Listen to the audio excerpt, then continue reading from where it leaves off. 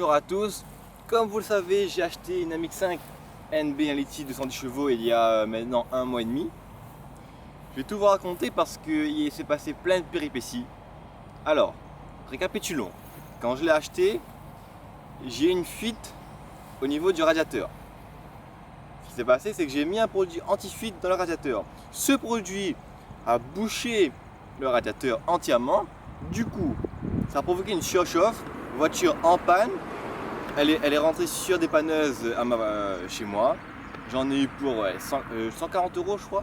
Ensuite, changer le radiateur, changer les plaquettes, refaire surfacer la culasse parce qu'elle était gondolée. Il y avait quoi faire encore? Ah oui, changer les bougies. Et là. Hier, je prends ma voiture tranquille, je roule et ma vitre arrière en fait, elle s'est décrochée. Voilà. Donc, je roule comme ça.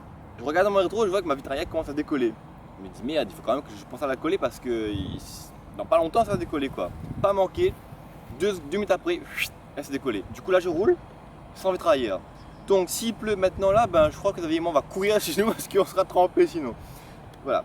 Mis à part ça, la voiture elle est super, hein, je veux dire. Seul petit problème c'est que tout le monde regarde la voiture.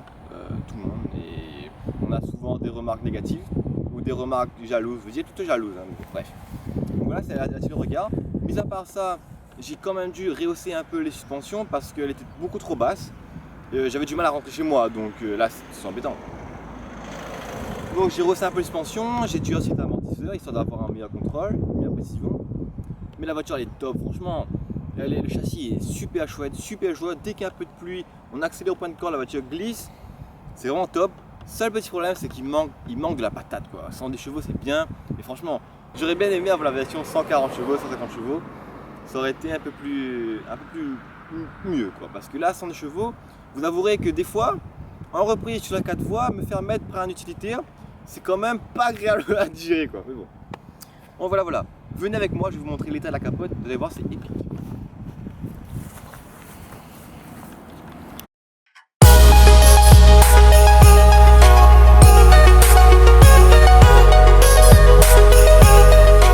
Abonnés. Alors, la Mazda, si je la repeins, vous verrez quoi? Blanc ou rouge?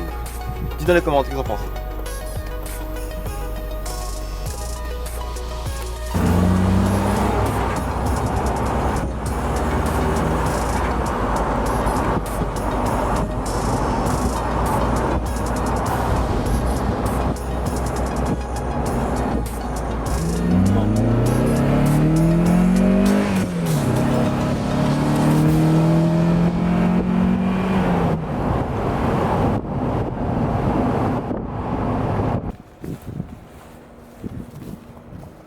Donc,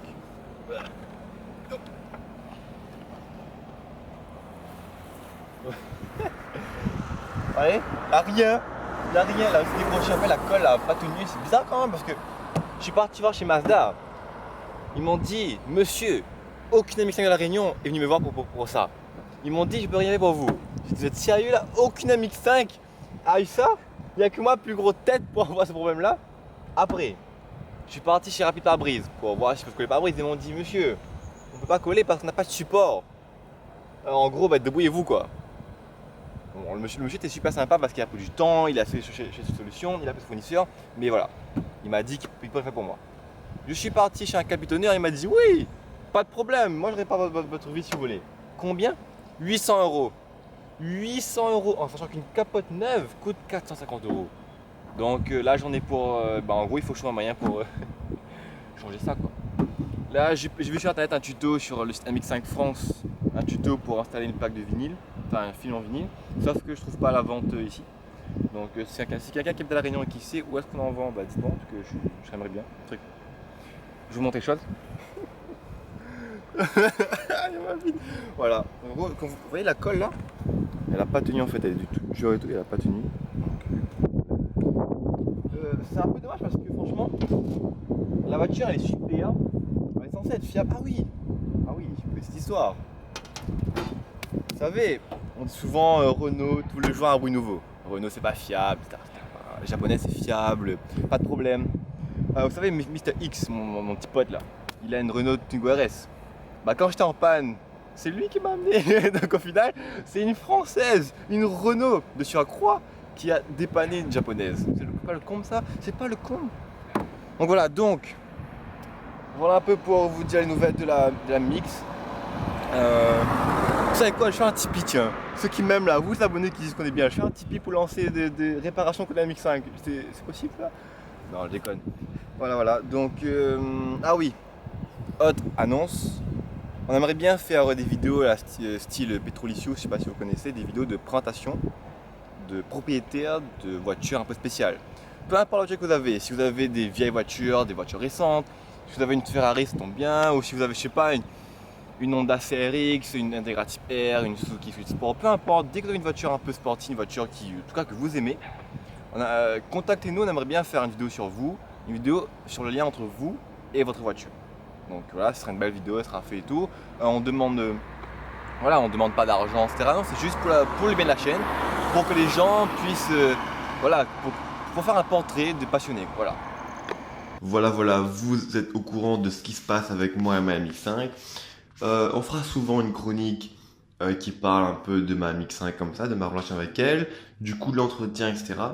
J'ai prévu bientôt de mettre un film plastique pour remplacer l'intérieur. Je ferai sûrement un tuto pour expliquer comment faire, etc. Moi je vous dis à dimanche prochain et n'oubliez pas les gars, plein gaz!